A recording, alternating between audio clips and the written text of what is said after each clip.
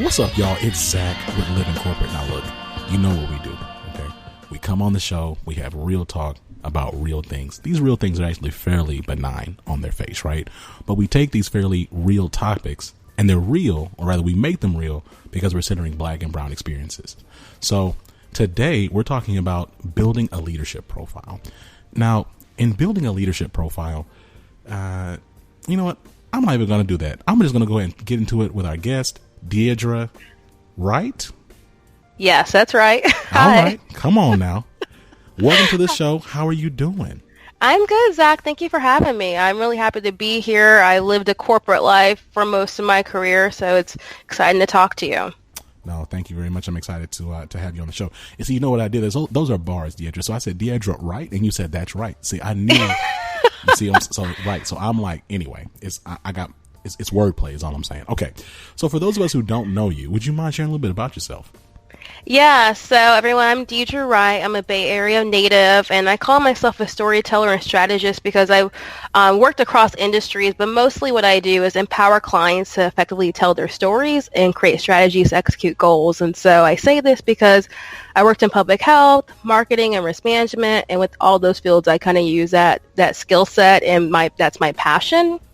So I graduated from Spelman College with a sociology and anthropology degree with the goal to make the world a better place. Graduating during the recession, it was a little challenging, but I was able to help kind of do that. And so I worked for Kaiser Permanente in public health research, working on a study learning why girls start childhood puberty earlier, so why puberty is starting earlier, and long-term who gets breast cancer, and communicating findings with the public. And then I transitioned to marketing because I found that without a clear call to action, people don't really make changes. So I was doing internal marketing for McKesson, helping employees sell their services, and then I landed on insurance.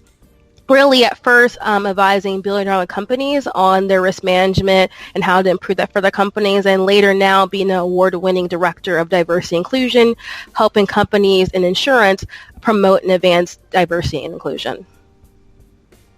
You know what? You just had so many just flex bomb moments in there. First of all, you talk about the fact that you graduated from Spelman. Shout out to all the Spelmanites, the Spelman women.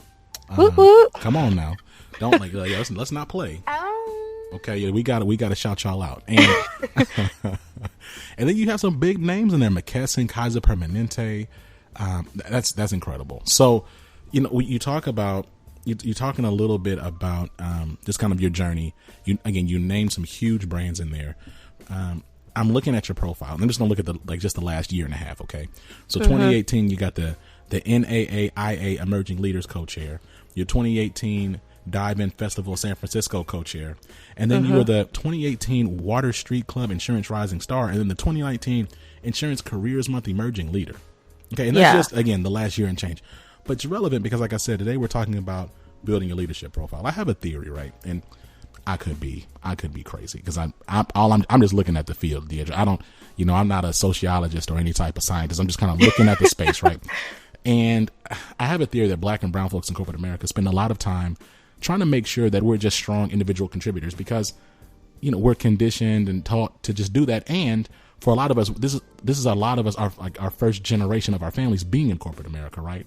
But I believe as time continues forward and the millennial workforce increases and like its representation increases within the workplace and we age up in the workplace, that there's going to be a continued demand and opportunity for us to continue to really take on leadership positions. So can you talk a little bit about your journey in becoming a leader?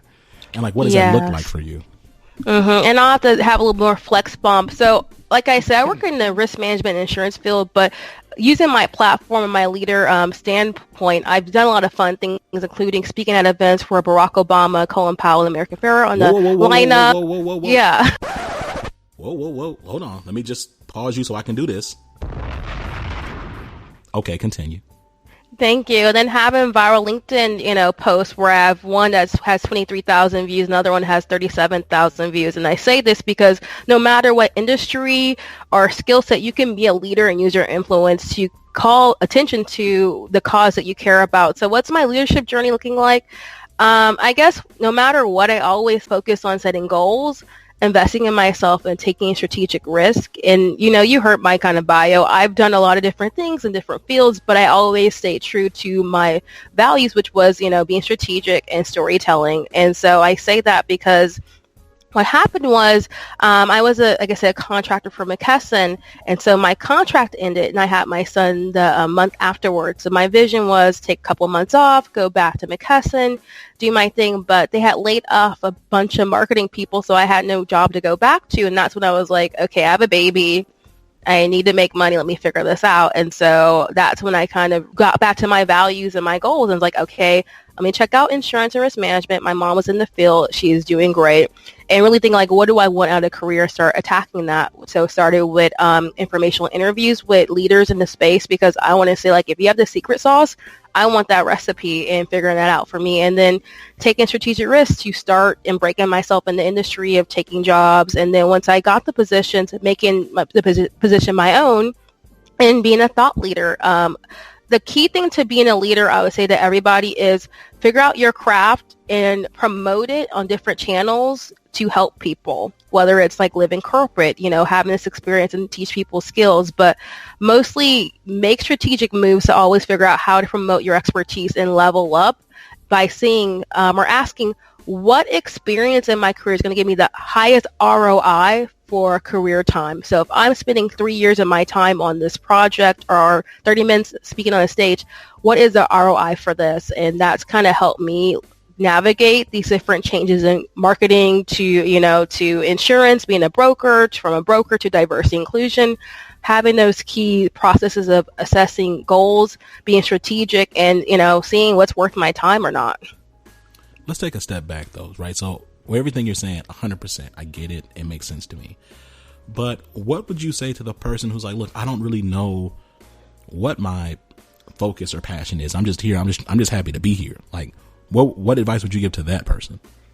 I would tell them to shift their mindset. Just being happy to be here is, what are you living in a life of scarcity or abundance? Like, yes, I understand. Like I told you, I had a baby and no money. I was thinking like, dang, but I had to, I don't know if it's my maternal instincts or just my hustle in me. I'm like, I got to figure out how to make this work. And so I would just think, level up your mindset and think about, okay, if I'm here, yeah, I'm happy for the situation, but what do I want to do with it? Where do I want to be in 3 years? How much money do I want to make then? What kind of impact do I want to leave with this platform? For example, when I was a broker, I always wanted to empower my clients. And like, let me be clear on what I mean by risk management. My clients were Airbnb and Lyft and Starbucks and UPS, like big, global clients. And I say that because just like you and me, we want to protect ourselves. We also want to reach goals. And so I would say manage your career like you're managing risk in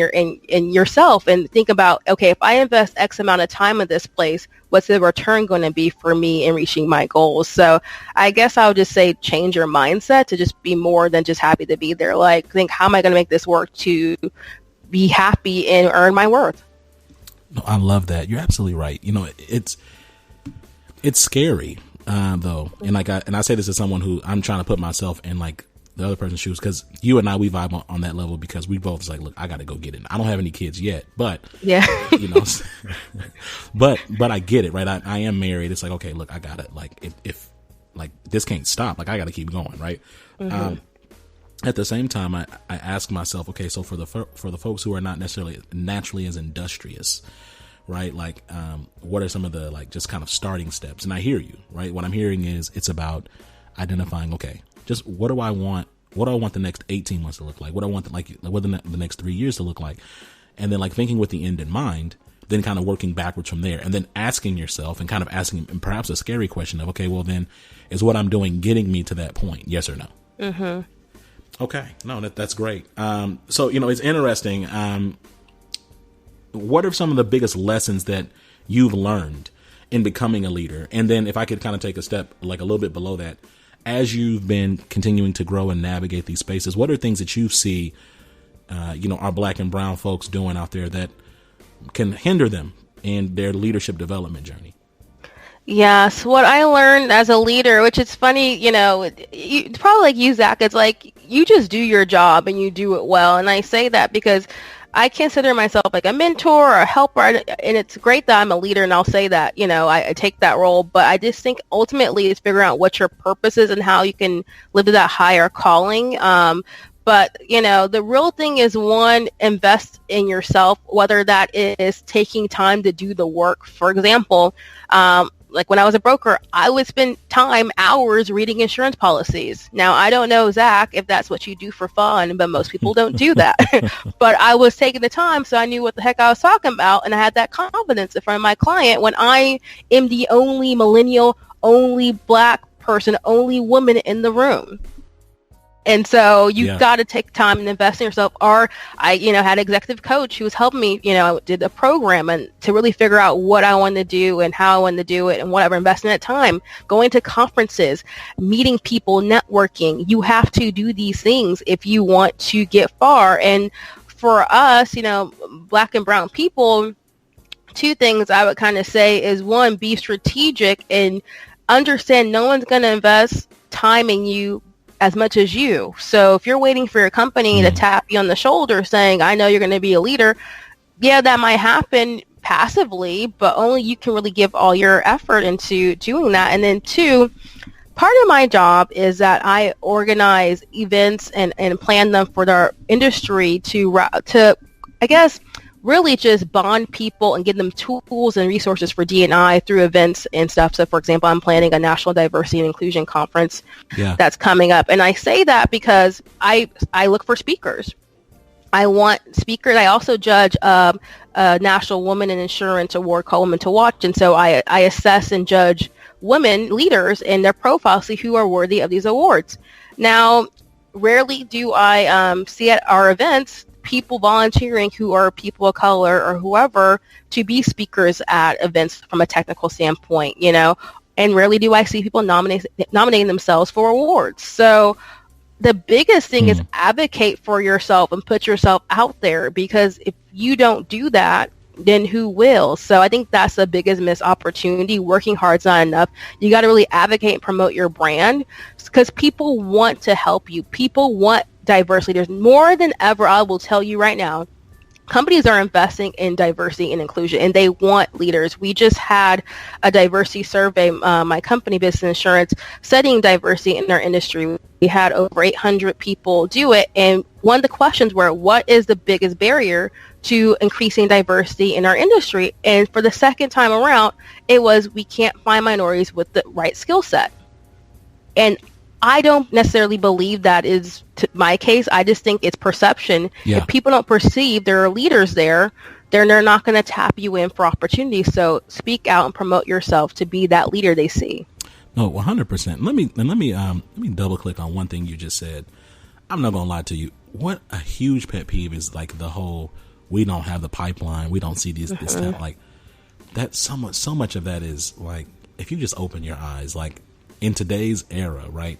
So some of it is perception, how you present yourself, and there's a certain level of accountability that we have to take in terms of how we show up. At the same time, and I don't want to speak to insurance because that is a space that I'm not wholly familiar with, but I will speak to like technology, right? So okay, so like Facebook and other like larger technology firms will say, well, we have this diversity problem because we don't really have the pipeline.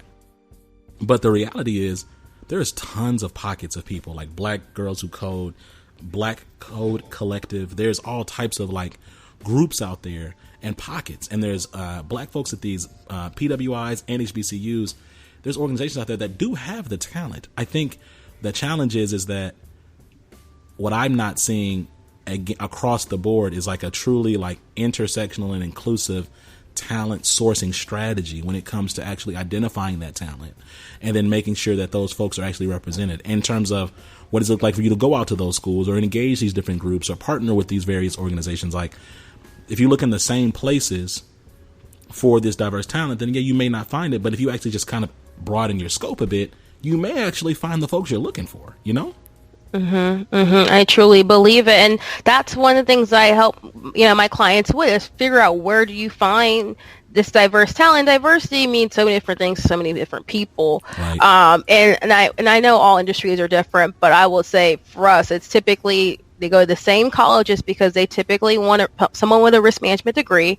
Risk management degrees are very, they're not that often you find them. They're only a certain amount of schools. So I'm like, and those schools are not necessarily diverse. So I'm like, and mind you, majority of the people come in our industry don't have interest in insurance or a risk management background. Like I had sociology, right? Yeah. But I did my job really well. So I'm like, knowing the statistics that majority of people come in without this, I'm like, why would you narrow the focus? So I think the first thing is find transferable skills, companies, and then people be open to other industries besides your own that could be promising, because insurance is a couple $1 trillion industry. It's really a lot of interesting things going on right now. There's InsurTech, which is infusing technology with insurance. There's all these new risks out there, like with Bitcoin, and you have shared economy and all kind of fun stuff. So it's a lot of great things. So whether you're a company, find people with transferable skills. Go to professional organizations, whether it is like Ascend, Prospanica, National Black MBA, and find people with the skill sets who obviously are leaders in their space, but might not be leaders in your space. Also, look and see where else people are at, because I don't know, maybe technology does a better job than this, but I'm like, our company's really leveraging social media and new forms of communication to find people. Yeah. A lot of times, no. So that's what you got to do. No, straight up. In fact, let me just go ahead and... Straight up! Yeah, I agree. Straight up. Straight up. Man, it's a wonderful soundbite. Okay. So you talk a lot about inclusion and diversity within the context of leadership. And these are my questions, right? Can you, one, explain why I&D is important to you? And then practical ways you reinforce and you would encourage other leaders to reinforce inclusive behaviors. Yes. Why does it matter to me? Straight up, I will just say it's because I was working in the industry, and mind you, I'm second generation, so I quote unquote belong here. I would say the industry typically is a lot of second generation or multi-generation people in the industry, but I didn't necessarily feel like I belonged because, like I said, I didn't really see many people who looked like me. So just having that self-awareness, I'm like, and I was complaining, and someone was like, Deidre, stop complaining, like, do something. I got really involved in diversity inclusion work, whether it was from volunteering or being part of organizations. So that was kind of, I had skin in the game, and I have to be the change I want to see. And I spoke at a lot of events about that. It's actually how I got my job, because I was on stage speaking at this event for my current company, and the CEO saw me and was like, Deidre, like your ideas. And that's why I promote people. If you have great ideas and solutions, go and speak and do that, so you can find the right opportunities to be poached for those opportunities. But what are practical and tactical ways to be more inclusive? I would say diversify your network to the point you said of poaching talent or finding talent, but also who you mentor and who mentors you. So think about this. Yes, it is really important to have a person of color as your mentor in the space, but also it's good to have people who don't look like you. I try to, as much as possible, find mentors or colleagues who have different backgrounds, whether it's from they were in the military, or they're male, or they're white, or whatever, but just different people that give me a perspective on things. And I find that very, very helpful, and also feedback on what they're receiving from me and my brand. Also, I would say as a leader, if you are a manager or just anybody on a team, learn people's learning styles and how they communicate, and bring out the best of them, because not everyone's extroverted, so they're not always going to communicate how they feel, but maybe they're better in smaller groups, or maybe they're great with projects and then running with things. But don't assume that your way of communicating and doing things are the best. But I would just ask people like, hey, what's the best way to bring out your best so that we can get your A game at the office, and that we can make sure you're satisfied. And then lastly, to speak up and speak out. If you're in a place of privilege in any aspect, I would address things, whether you're at a meeting and a woman's trying to talk and you're a man and someone's interrupting her, call that out, like, hey, I think, Sheena wants to talk. Or if you're a person in corporate, like for me, it's like, hey, I'm getting a lot of opportunities. How do I make sure I teach other women of color, people who are underrepresented, how to get speaking engagement, so that I can see more diversity on the stage when I'm at events and not be the only one? So I would just say speak out, diversify your network, and learn people's learning styles. I love that. And you're absolutely right, like in terms of diversifying your network. So what I've been learning in my in my career is to have, as a black man, to have some white men in my network, right? And like, I love it because, so I'm not trying to brag on myself. I'm just saying I really do enjoy building authentic relationships, and I'm not gonna make it hot, make the block too hot for my friends. So I'm not gonna drop his name, but I have a very good friend. He's a dear friend of mine, and we met at work. White guy, and fairly conservative background, and I would just say like across the board, like fairly conservative white man. And at the same time, he and I met because he saw that I was being treated inequitably on a project, and he advocated for me, and that's how we became friends. And we've been friends for some years now through that. But what's interesting is, as I kind of talk to him about challenges I'm having, or like, man, I don't know how I would handle this, and I'm thinking about like all of these fairly like referential ways to do something, or just, I don't know, kind of I'm choosing certain binaries because of I don't want to say classically conditioned, but the way that I've been raised, I just think, well, this is the way I have to do things. He's coming at it from like a different perspective, coming at it from a perspective of a privileged white man. So he's like, well, it's like, you don't have to do that. Just do this. And it's like, oh my gosh, I would never even think to try that. Right. Right. And so it's like opening your eyes a bit. Something else you said now, I know you talked about like, if there's a woman talking, you as a man saying, hey, I think she has something to say, like, please, if you give it a listen. I would also challenge that if you're a white woman in a position, in those positions, and you have like a black man or a black male of color, use that privilege too. Cassandra, Becky, Charlotte, just help us out, please, because we need it as well. I think there's some intersectionality there that should be considered. Karen, there's another name. I was just trying to think of some other names. Anyway, so as we continue forward and we talk a little bit about like relationships and networking, can we talk about like coalition building? You kind of alluded to it already, but its role in developing a leadership profile. So you talked about building this network.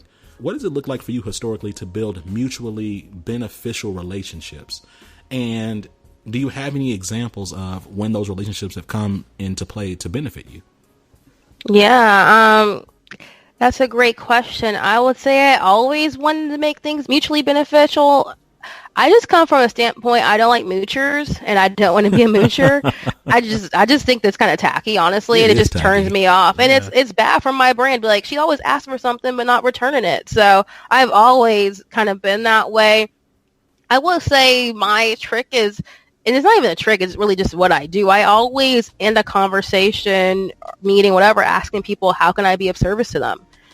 Because one, it helps me know like how I can actually help them, and two, it makes me think of who in my network can also help them. So I've connected a lot of people for business opportunities, job opportunities, just personal opportunities through this, having this network. I'm like, oh, you want A? I know someone over there who can connect you with that, or you want this. And so I would just say ask the question. It doesn't cost you a thing, but you might make an impact. And how it always come back to help me. Like, I've never had a situation where it hasn't. One, either I made a new friend or have goodwill, or two, people reached out to me. Like, I get a lot of referrals for business, whether it's for my job or for speaking opportunities or just leadership opportunities. I got an award for, I guess, being myself and being helpful to people and always leveling them up. I find that I'm stronger when I have a stronger circle around me. So I'm always trying to find who those people are. So I build it by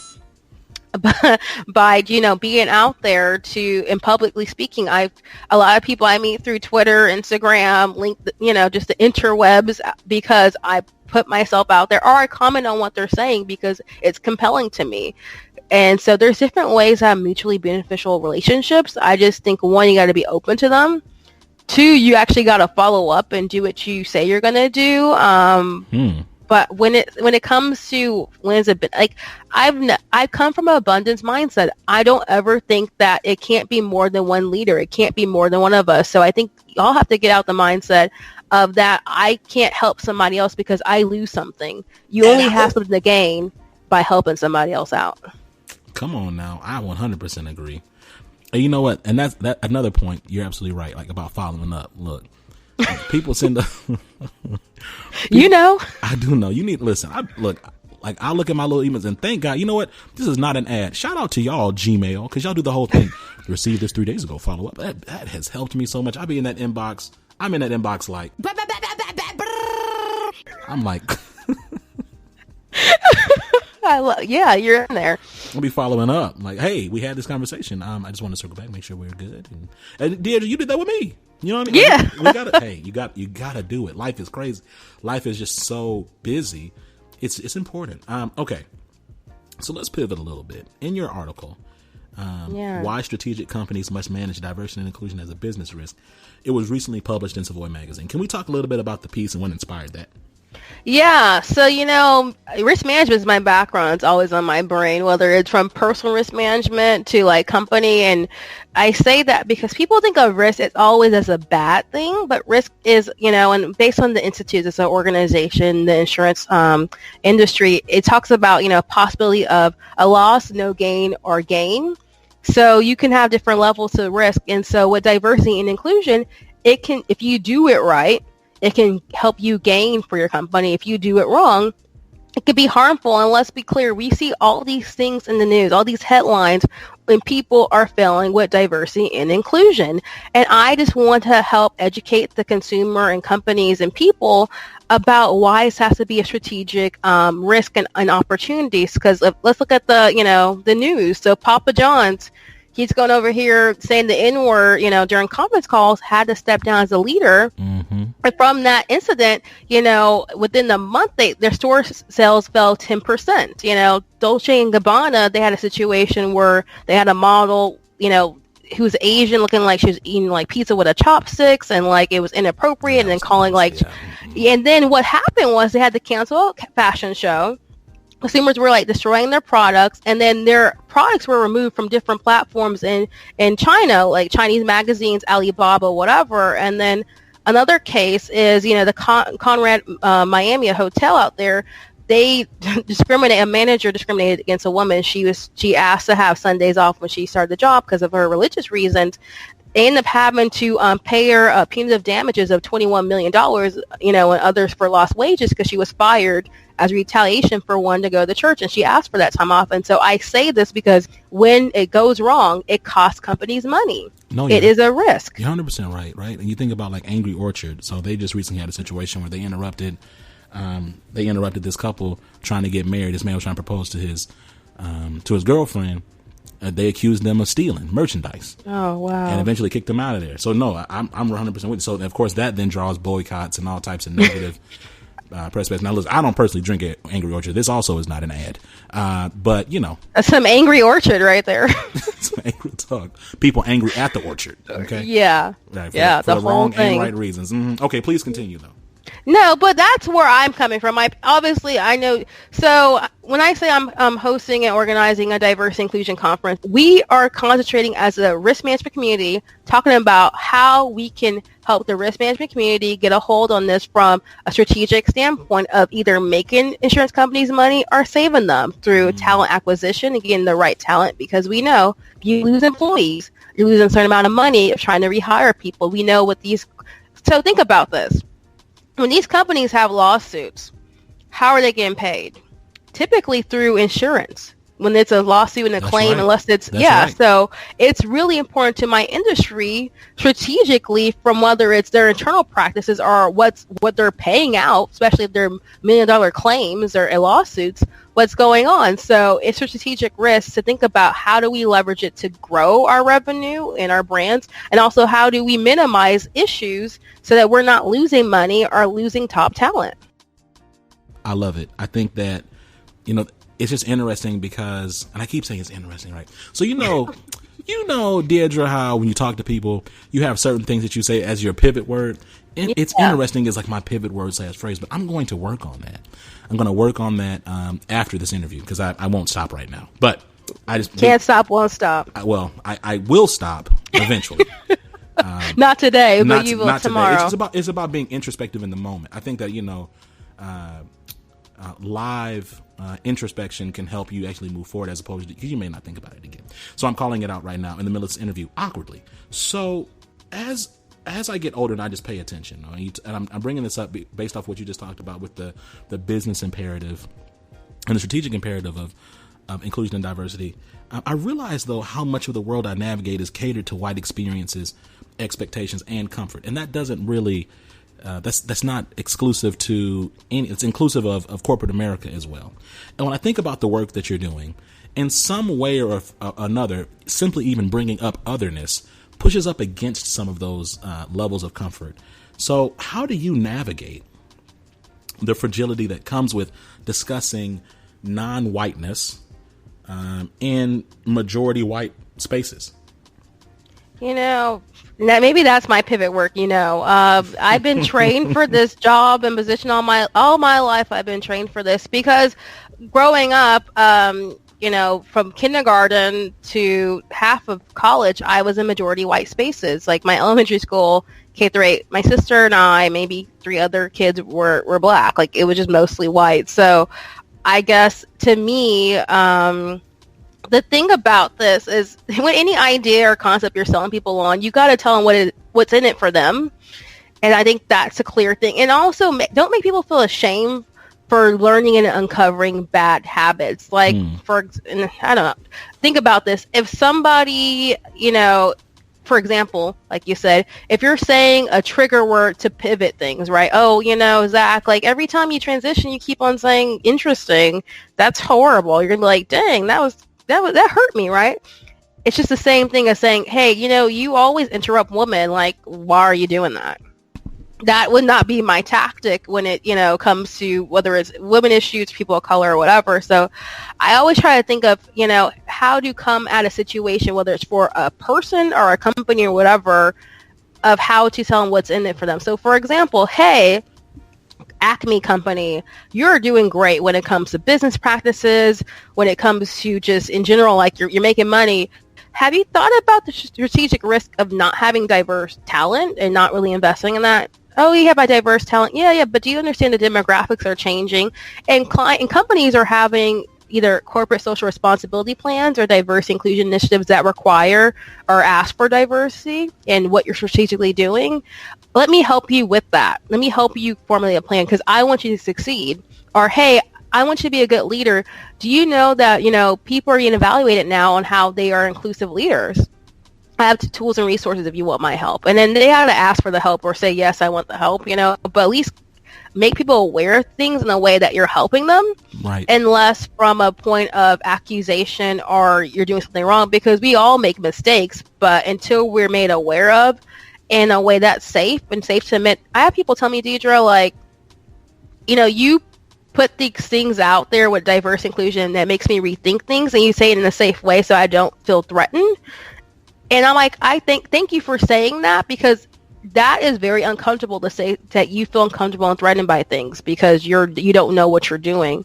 So I'm happy to help you. Now, everyone doesn't have to do that. It doesn't have to be the burden of a minority to educate the majority on their pain or frustration. That is a lot of, it's just a lot of work. But I'm choosing this work, and so I'm using my power and my platform to do that. So it's a choice involved, but you got to either step up and be open to changing and pivoting your messaging to make real impact. I love that. And you're absolutely right that it is a choice.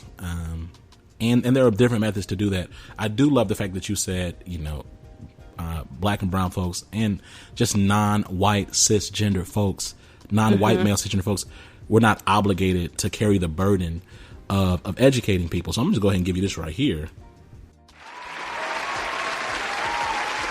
Just so people, because there's just also this narrative of like, well, how can they know if you don't teach them? Like, because they got Google. Like, people learn how to code. That is what I'm like. You can Google and YouTube anything, and so that's really so much. Now, Zach. The thing about I won't deal with ignorance to the point where people like trolls and stuff like that. Right. I don't have time for trolls. I'm not a troll collector. I don't really like those dolls or people. So I don't play with them. I don't play with trolls. Okay, but people who are really open to learning, right? That's Yes, the qualifier. They got to be open to learning. But I like the fact that from the jump you say, you've been molded for this. You know what I'm saying? Like, yeah. You've been, what I'm saying, like to this day, right? You doing it, right? And I don't know about your background. For me, that's why I strategically chose to go to Spelman College. I went to Atlanta. I visited out there for a homecoming. My cousin went to Clark, and I was like, this is popping. Oh, yeah. And I transferred in the middle of my college experience. And so I wanted the experience, but I've never been a majority in an all mostly black woman environment. And it was kind of a reality shock. So I also say on the flip side, if you've always been other, you might want to try to be in the majority, because it really is a way to reframe your identity. Because on one side, yeah, it's a lot of issues and stress being other and always trying to like reinforce what you're doing, but sometimes it's also a platform to make you stick out and people look up to you and whatever, versus you blend in. I mean, no one realized I was new for a while. I had to tell people, hey, I'm a new girl, I don't know where I'm going, because I was camouflage. And so I say that because it's no real perfect spectrum on this and what you can do. So I would just say use your platform no matter what you're doing to help things out. And I also say this because I had a mentor, and she was like, Deidre, I was young as my first job. She said, you are a young, attractive black woman in this space, and no one really looks like you. You're going to get people's attention no matter what. Make sure when you do, it's for a reason. So minorities, people, you stand out, you're whatever it is that you if you stand out in your space, actually leverage that as a tool to stand out for a reason and get your agenda across, or use your thought leadership, because I mean, it is a gift and a curse. So why not use it to your benefit? No, you're absolutely right. And for me, because I typically do stand out, right? So I'm a black man. I'm like 6'1". I'm a pretty big dude, right? I'm like 270, 280. Like, I'm a big guy, right? Mm-hmm. And so I know that I'm going to stick out. And then plus, I have this weird, like, Southern/Connecticut accent because my mother was an English teacher, but I'm also very country at the same time. And so I'm it's a unique profile. So when I show up, I'm just, look, I'm trying to make a show, right? And not like in a Bojangles kind of way, but I mean, make an impact, you know what I mean? Oh, Lord. Okay, I show up, I'm like, what it do, baby? You know what I'm saying? I'm like, I'm out here, okay? And like, I have, I'll bring you in with the jokes and stuff, and if you actually trying to challenge me, like, I actually have some, I have some intellectual rigor behind what I'm saying, right? I might hit you with some multisyllabic words, whatever. So I hear you. It's my point. Okay, this has been a great conversation. Any parting words or shout outs before we let you go? Yeah, shout out to myself. I'm Deidre Wright. I'm here. Yo, she said shout out to, oh my gosh, yo, wait a second. Because if it's nothing else you learn this session is you got to advocate for yourself. You got to be your best cheerleader. Man, shout yourself out. It's a way to do it, but do it. Because if we don't do it, who will? And I say this because there are so many people I meet, young people, and they're like, I would never think you work in insurance. You don't look like that. And I give them a different alternative reality and role model. So by advocating for yourself, I tell people it's selfish not to share your expertise. It's selfish not to say who you are and what you're doing, because you could be motivating so many different people by just sharing and promoting yourself and inspiring generations. So advocate for yourself. Find me at deidrewright.com. Also, I'm on LinkedIn and Instagram. So at Instagram, I'm Deidre Wright, DeidreWrite, like I'm writing, my life story, and just holler at me if I can help you with either personal branding, diversity, inclusion, and uplifting our people of all kinds to advance and promote diversity and inclusion. My goodness gracious. We over 100 episodes. We have never had a guest say, shout out to me, yo. Not shout out to my mom. Not shout out to my people. Shout out to me. I love it. No, 100%. And we'll make sure we have all your links and stuff in the show notes. So no pressure there. Okay. Well, look, thank y'all for joining the Living Corporate Podcast. You know where we're at. Look, you just Google Living Corporate at this point. That's right. It's a slight flex, but it's a true flex. Okay. If you go to Google, shout out to Google. This is not an ad. Google, Yahoo, Bing. What's another search engine, Deidre? Ask Jeeves, I guess, is no longer here. Yo. Ask him. What you gonna say next? Black Planet? Zanga? Ask Jeeves? MySpace. I mean, I still can't get into my old MySpace page. Forgot my passwords, but you can probably find me there too. My MySpace was fire back in the day. Anyway, the point is we're out here, okay? And we're really enjoying the fact that y'all are listening to this podcast. So shout out to y'all. If you want to subscribe to the newsletter, again, just Google Living Corporate. You click the link. and there's a subscribe button right there, right when you click on the website, okay? We have new content. Of course, we got this dope content right here. We got new blogs. Make sure you just check us out, okay? This has been Zach, and you've been listening to Deidre Wright, right now, right on time. She's just right. You know that's right. You know it's right. Not white. Right. But Deidre's right. Deidre's right. Thanks, Zach, man. I appreciate it. And let me know how I can ever be of service to you. All right. We'll talk soon. Peace. Living Corporate is a podcast by Living Corporate LLC. Our logo was designed by David Dawkins. Our theme music was produced by Ken Brown. Additional music production by Antoine Franklin for Musical Elevation. Post-production is handled by Jeremy Jackson. Got a topic suggestion? Email us at livingcorporatepodcast@gmail.com. You can find us online on Twitter, Facebook, Instagram, and living-corporate.com. Thanks for listening. Stay tuned.